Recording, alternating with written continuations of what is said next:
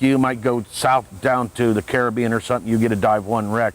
Well, right off of Fort Lauderdale, within 5 miles, there's like 12 to 14 wrecks that you can dive.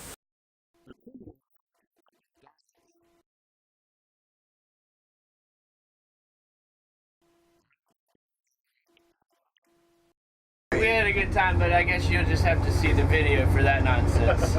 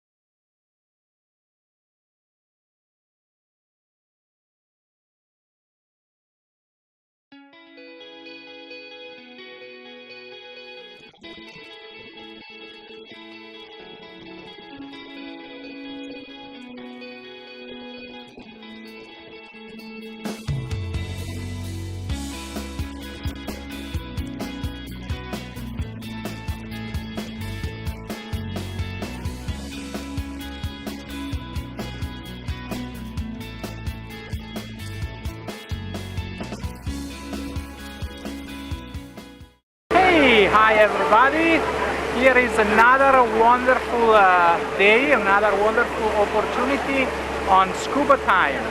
We are planning today to dive 3 wrecks, actually to do 3 dives on 2 wrecks. The first one will be the wreck of the Jim Atria, one of the oldest here in this area. He sits in about 120, 130 feet of water, and is a beautiful, beautiful wreck. He's quite famous because when he was originally sunk, he went down and he laid on one side. But after about a year or a couple of years he was down, Hurricane Andrews came in and twisted, moved for about 150 feet, 200 feet from his originally location, and he put it in navigation position. So right now we have a wreck in really nice, wonderful condition. He's one of my favorite, personally. I like a lot to dive this wreck, a lot of life on, and a lot of nice structure. And then we will move on. We will move over the another wreck, pretty famous in the area, the Ancient Mariner. Well, where we will do 2 dives. One will be a, let's say, a regular dive, and the second one will be a night dive. Why we are doing that? Because we want to see and we want to show you how it looks, how different can be the same dive location on the day and in a daylight and in a night dive. It's really beautiful, and those are just a couple examples of the wreck we have here.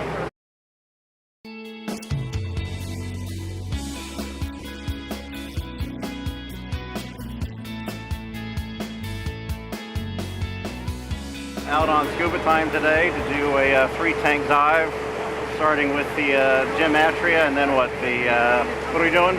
Sea Emperor. Looking forward to it. One's a night dive, one's a twilight dive, I'm guessing. So either way, we're doing 3 wrecks. I brought some beer, and afterwards might get wrecked anyway. But looking forward to a beautiful day dive. The wind's calmed down. It looks like it's going to be nice. Hello, my name is Dive Master Harlan Hoffman. Big diver into wrecks and reefs, but looking forward to today's wreck diving for sure. Hi, my name is Tanya Adams.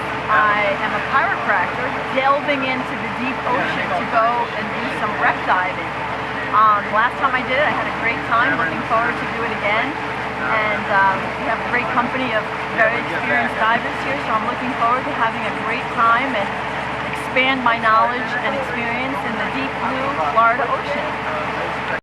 Hi there, name's John Salick, open water diver, and looking forward to a great wreck dive today. Hello, my name's Tommy Fernandez. I'm a dive instructor. We're going to be doing the Jim Atria today. It's a wreck at about 130 feet.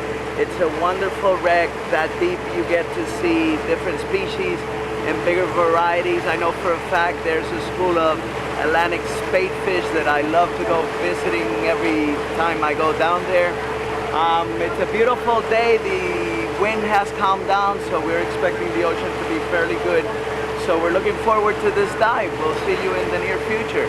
Time to make the donuts. Amanda told me to say that. My name's John.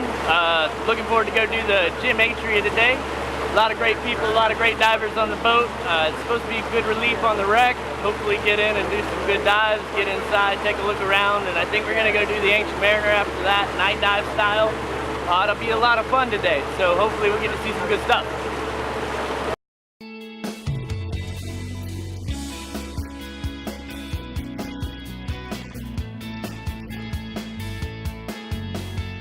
My name's John. I've been a boat captain professionally for about 10 years. I grew up on the water.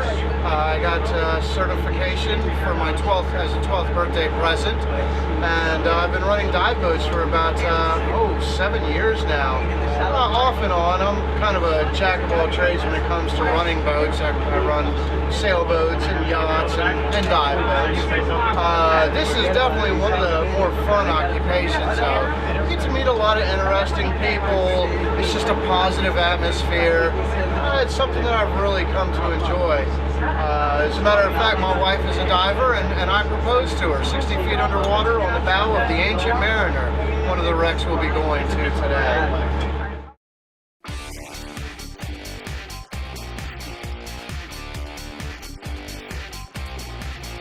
We got a great wreck capital that's it's not very well known, but it's one of the best in the country.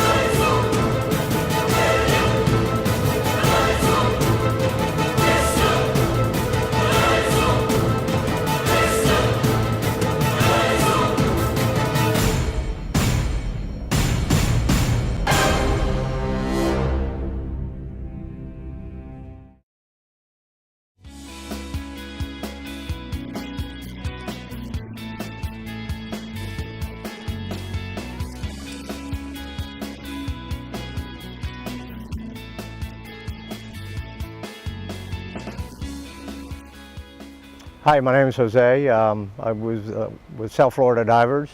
We worked on a lot of the ships here in Fort Lauderdale during the era of the Artificial Reef Program, where we put in a lot of work to get a lot of the ships ready for diver. One of them was the Jim Atria, previously known as the Ponciana, then became Jim Atria, which we worked on it for a little while. My name's Jeff Kozowski, and we helped clean the Atria. We bought it on the Miami River at auction when it was seized by the government. We did a lot of artificial reefs that way. Jose and I sunk like 12, and any artificial reef off Fort Lauderdale that you swim through a hole, him and I cut it. It was all started by Creator Reef Corporation, and we bought Broward County bought the ships. Creator Reef took over ownership when it came into Port Everglades, and then the South Florida Divers, it was our main core group that we could get workers from, so we got unbelievable amount of help from the club on cleaning the wrecks. The wrecks had to be cleaned to Coast Guard inspection, and they almost white gloved them before they went down, so they were clean, and we had no oil drips or anything like that to come to the surface. Besides the environmental and getting it ready for U.S. Coast Guard, we spent a painful amount of time getting the ships ready for you divers. So when you dove through the ship, you had two things you didn't encounter. One was a room that would be full of silt. There was no water filtration through it to clean it up. And number two, there would be no life in it and obstacles that would get in your way. When you see some of pictures of some of our wrecks, you'll see the big, looks like an explosion. That was made by the acetone and ether collected from the Broward County cocaine labs, meth labs, and everything else that they had that they needed to get rid of. We put it in 1 gallon milk jugs and lined the deck with it and put a primer cord, which is an explosive cord, and tied them all together. And then right before the ship went down, we flashed it. And what this did is this took the flash actually burns the paint and singes the lead fouling paint, and that helps the growth.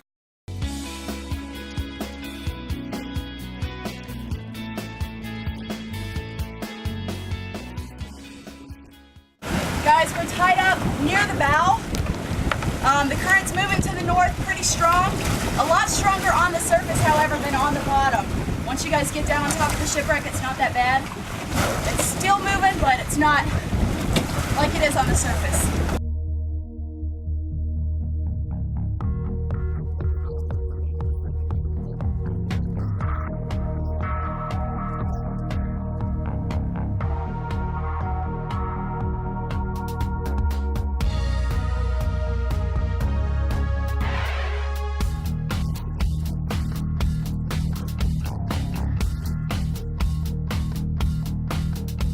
The Atria was named after Jim Atria, who was a big developer in Hollywood, and what he did is he bought the wreck for us so we could sink it, and he wanted the wheelhouse for his son to, his kids to have a tree house.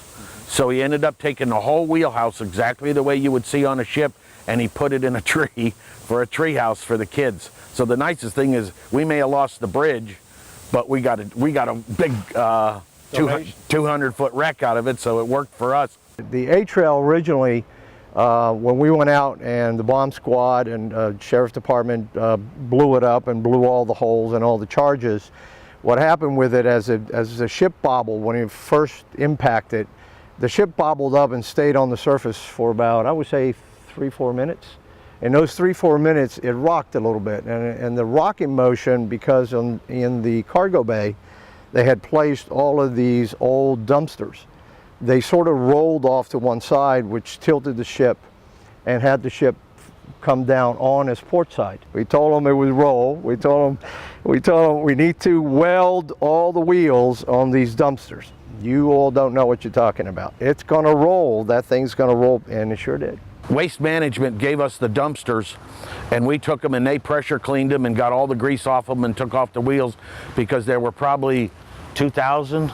Yeah. There were probably 2,000 big dumpsters on this, in the cargo holds of this wreck. And what it was is we traded them for all the stuff that we had to throw away on the wrecks. Hurricane Andrew, and I know a lot of people, especially non-divers, realize the power of the hurricane underneath the surface. This thing sat at 150 feet. Laying on its port side, Hurricane Andrews actually lifted it up, moved it northeast, about 300 yards. 300 yards. And settled it down. Now, we originally thought when we couldn't find it, because after Andrew, we got reports that we couldn't find any of the ships. So we went out with Tony George, I think it was at the time, and we searched and searched and finally found what we believe was the Atria. When we went down, we were just shocked. The thing was sitting straight up, and we determined, well, maybe it rolled. No, it didn't roll, because both masts were totally intact. So what that tells us, the force of Andrew actually lifted the ship, moved it, and then we saw at the hull all the settlement as it, almost like it bounced it, and it bounced it in place and secured it, and that's where it sits today. Basically facing northeast, about 300 yards from when we originally put it down. It's kind of an amazing thing. So now, for us, it was great because we dove 2 different wrecks, one sideways and one upright. Yeah, and the county was gonna spend a lot of money trying to upright that wreck, and here Mother Nature did it for free, which we really love. The Atria was a little of a test, but it's one of the best dives we have. It's made so you can penetrate it and go through it. We made it so you could go down into the engine room. We got part of the engines open so you could see the pistons and the injectors and all the stuff. It was made so you could go all the way through the wreck and enjoy the wreck and come out at the top and have one of the best wreck dives, which we have some of the best wreck diving off of Fort Lauderdale, because we have close to 20 wrecks off here in diveable waters, which are maybe 1.5 miles off the beach. Very nice, very nice. The current was very heavy, till about 80 feet. It was coming, let me see. The starboard side of the boat was covering the current, so if you hung on the port side, it was very manageable. There was one lionfish that John pointed out to me, and I shot him. Huge jacks, morays, awesome wreck, big Goliath grouper, black grouper, lionfish, shot some lionfish, awesome dive.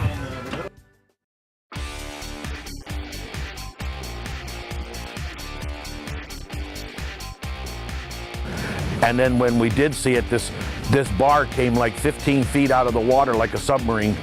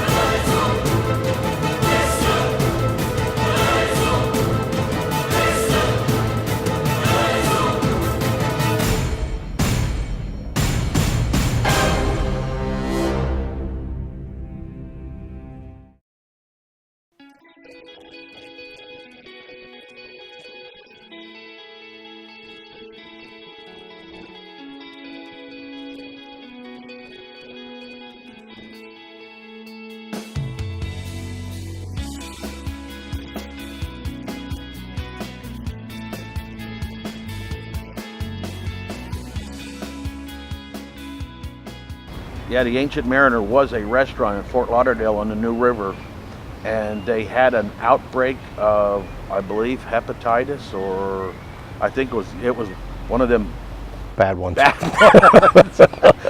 And it's sort of the restaurant. It ended up being one of the food handlers or one of the cooks or something, and they ended up getting a lot of people sick, and they got sued. So the restaurant went in default and then went into bankruptcy. And they owed so much to the county for dockage fees that the county picked it up, and then we went in and cleaned it, and it was a really, really old, thin wreck. We cut as much as we could. We set it on fire about 3 times. We had to actually call the fire department one night, and the 3rd time they came out, they said, if we have to come out one more time, we're gonna cut it and let it loose in the river and let us go down. And when that wreck went down, this mahogany bar that they put in wasn't tied down quite good enough.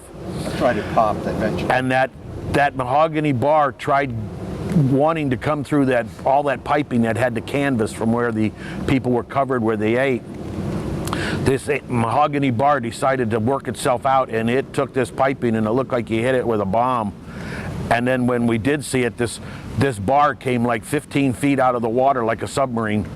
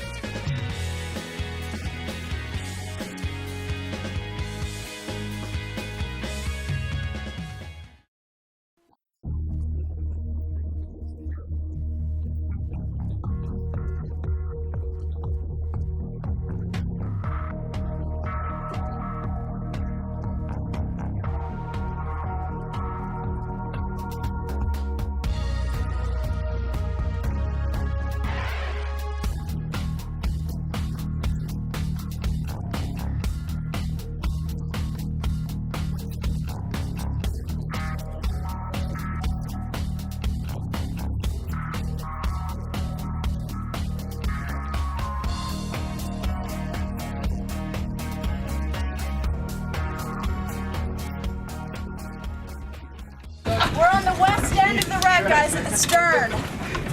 Very light north running current, about 30 to 40 feet of visibility. Beautiful down there.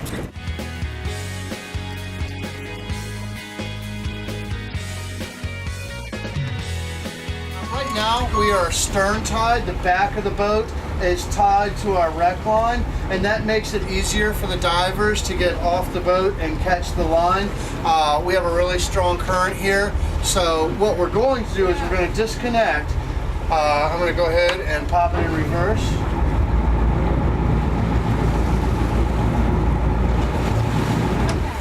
Okay, so my crew has disconnected the line for me, and we're just going to spin around, and I'm going to go from a stern tie to a bow tie, where I tie the front of my boat to the wreck line just out there in the water. The reason we moved to a bow tie is so that the boat rides better in the little bit of ocean swell we got here. And it will be nice and simple for the divers to come up and drift down the side of the boat, and then we'll have a tag line off the back they can grab onto and pull themselves to the swim platform. Now with the current that we have here, if we were bow tied and told them to swim to the front of the boat and then go down, they'd be out of air before they even got to see the shipwreck.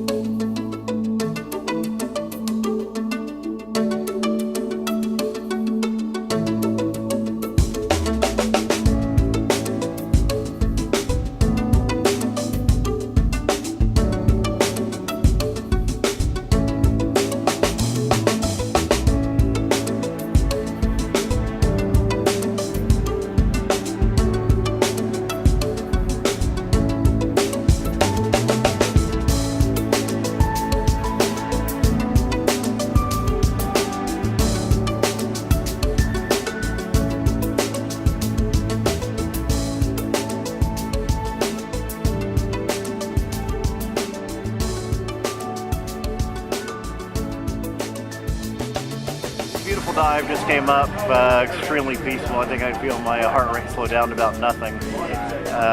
Beautiful jacks, coral beauties, just floating around inside the wreck. You sit still long enough, the fish just swarm around you like you're one of them. Absolutely beautiful. I'd do it every day if I could.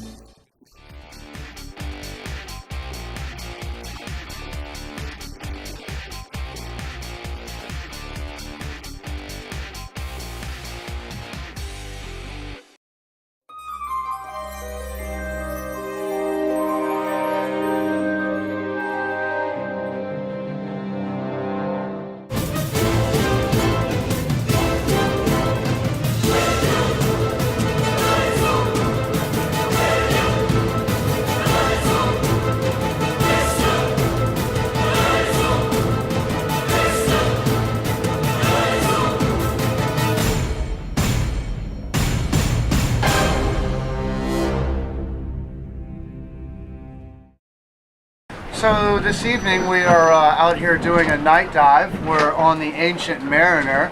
There are a couple of subtle differences between the daytime diving and the nighttime diving. Obviously it's darker at night. We do have to go through some extra protocol for this measure though. We give all the divers, they get the little chem lights, the glow sticks that go on the back of their tanks. This helps other divers be able to spot that guy. This way it's not just a bunch of blacked out silhouettes bumping into each other in the dark. Of course everybody carries dive lights with them. That's pretty much standard equipment for any kind of night dive. Wreck diving at night's a little bit different than during the day. Obviously, it's a little harder to see, less visibility with no sun and no light, no natural light. We usually do a twilight dive as the first dive. That's not too bad. You can kind of still see the wreck. If we do a pitch black night dive, pretty much I have my flashlight, and if I'm on the wreck, I see it. If not, I don't. So it's a little more difficult. We put glow sticks on the wreck line as well, so the divers can see. I usually put 3 glow sticks so they can see kind of the base, the middle, and then near the safety stop. There's also a wide variety of things that you see at night that you don't see during the daytime. It's just like the terrestrial animals you have. You have you know, a lot of critters that are nocturnal, and it's the exact same when you're doing a night dive. Lobsters come out and walk around. Crabs come out. A lot of your crustaceans come out at night. Octopus are out to hunt. I've seen sharks and stuff at night. That's always a real thrill. I think my favorite was probably an 8-foot bull shark. What was your favorite? I like the octopus, I gotta say. The octopus are pretty cool at night. They're out hunting, they crawl along the shipwreck. They're so neat. You don't see them during the day very often.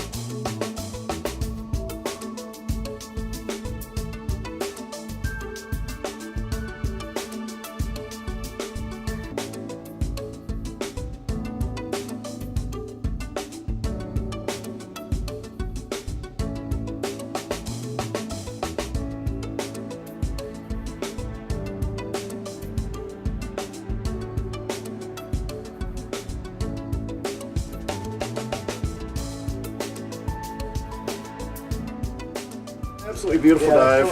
Half the fun is shutting the lights out and drifting around and seeing how it looks in natural light. I could have fallen asleep in the sand. All I need is an extra tank or 2. But beautiful dive, very relaxing. Awesome night dive. Legendary crew, legendary group of divers. A lot of fun. We had a good time, but I guess you'll just have to see the video for that nonsense. So Nice afternoon. It was really nice. And the night dive has been perfect. A lot of life on the wreck. A lot of glassfish, big pufferfish, spotted moray eel, and a couple lionfish, and thousands of shells walking in the sand, having dinner. Really nice. Amazing.